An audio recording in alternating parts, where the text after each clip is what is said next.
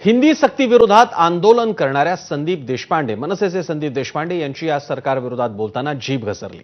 सरकारमधील लोकांचा उल्लेख संदीप देशपांडे यांनी षंढ असा केला। मात्र आधी विधान केल्यावर संदीप देशपांडे आता कोणत्याही कारवाईला तयार असल्याचं म्हणतात।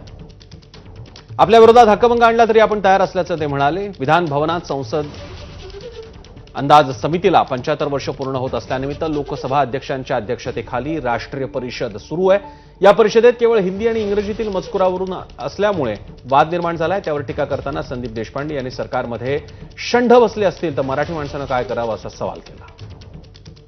आज विधान भवनात एक कार्यक्रम पार पडलाय, राष्ट्रीय स्तरावरचा कार्यक्रम महाराष्ट्रात मुंबईत पार पडतोय। सगळे नेते मंत्री महोदय त्या ठिकाणी, पण त्याच्यावर असलेला जो बॅकड्रॉप आहे त्याच्यावर फक्त इंग्रजी आणि हिंदी या भाषेतच आशय आहे, मराठी भाषेचा आशय पाहायला मिळाला। मला वाटतं हेच तर दुर्दैव आहे।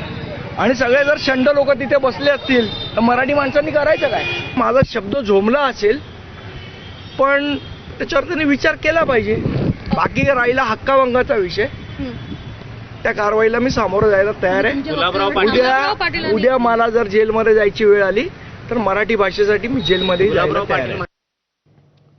आणि यावरूनच परिवहन मंत्री प्रताप सरनाईक यांनी संदीप देशपांडेंवर बोचरी टीका केली।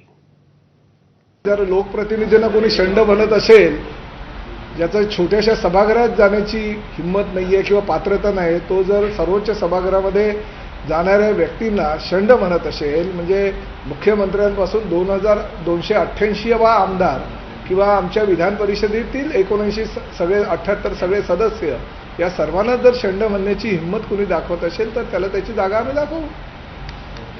संदीप देशपांडेचं म्हणताय की मी जे बोललोय ते वक्तव्यावरती योग्य आहे आणि यासाठी तुरुंगात जायची पण माझी तयारी आहे। तयारी ठेवा।